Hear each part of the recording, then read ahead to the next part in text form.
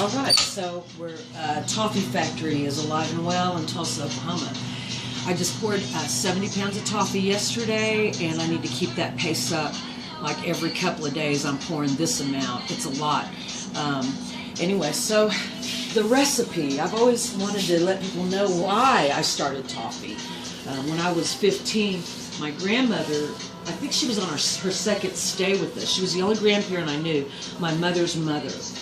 And every afternoon after Merv Griffin, she'd have merienda. In our culture, that in Filipino culture, that's just an afternoon snack, kind of like tea in England. She would always have the same thing: it was a cup of coffee and pimento cheese sandwich on white bread, and then a little piece of almond roca, followed by an insulin shot. You know, she didn't care. I'd watch her take that shot in the thigh, and it just always kind of freaked me out a little bit that she was willing to do that to still have her little almond roca.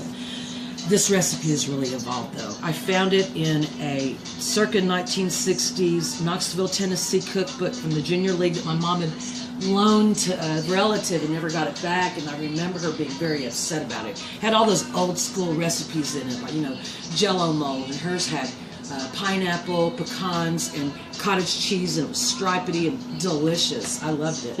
Anyway, when I first started making it, the recipe called for whole nuts that were chopped, but I find that the sliced roasted nuts are much more flavorful and a lot easier on your teeth. That's a major change that I've made in that 40 years of first doing it. It was always crushed nuts that went on top, because this has nuts and chocolate on the other side, but needs to get it on this side.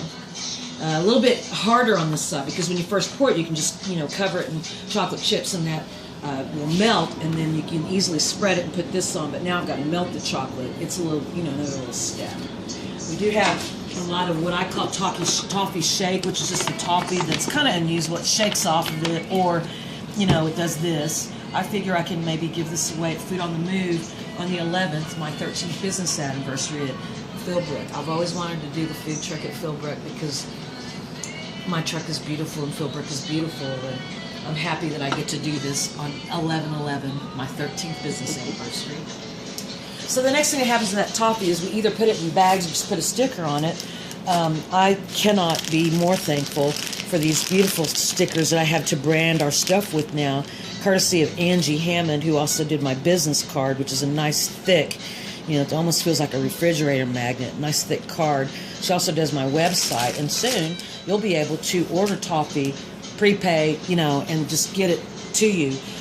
You need to know that two things. The toffee is 15 for a half pound, 25 for a full pound, and 35 for a full pound tin, which is what they end up in if you get it in the, you know, Rolls Royce form, with a lock and key, and of course everything that's in it and the allergens.